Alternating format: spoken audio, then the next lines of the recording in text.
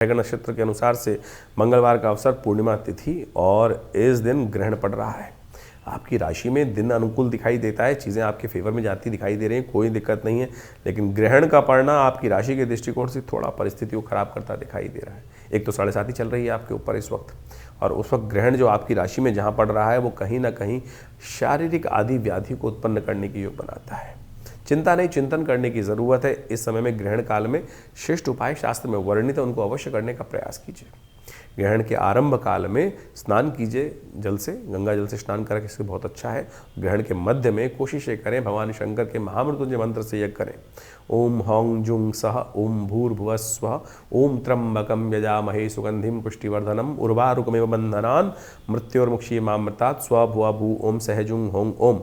ये महामृत्युंजय मंत्र है। मेष राशि वालों, इससे अवश्य थोड़ा यज्ञ कर लीजिए, और हो सके तो ग्रहण के अंत में सतनाजे का दान अवश्य करने का प्रयास करें।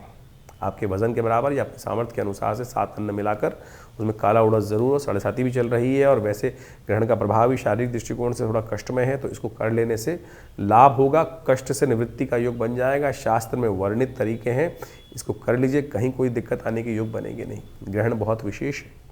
ग्रहण में क्या का कब कहाँ पड़ रहा है, इस बात का भी ध्यान रखना चाहिए।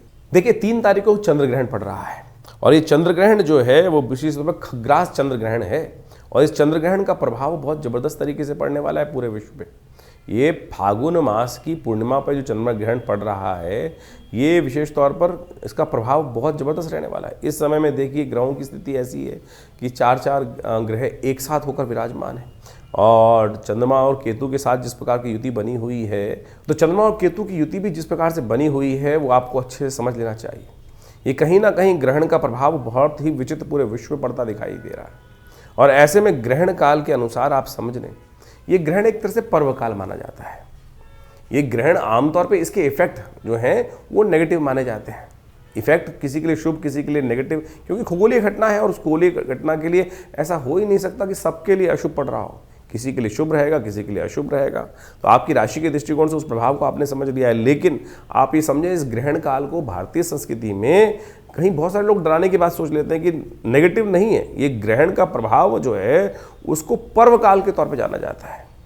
अब ग्रहण जहाँ पड़ रहा होगा, जहाँ दृश्य होगा, वहीं उसका प्रभाव होगा। वैसे ये ग्रहण का जो आरंभ काल है वो विशेष तौर पे समझ लें। चंद्र ग्रहण का आरंभ काल जो हो रहा है वो हो रहा है करीब करीब भारतीय स्टैंडर्ड टाइम के अनुसार से माने दोपहर को 3:20 पर ये ग्रहण लगेगा, और ये करीब करीब चलेगा 6:47 तक। अब हर क्षेत्र के अंदर ये अलग अलग समय पर ग्रहण लगता दिखाई दे रहा है।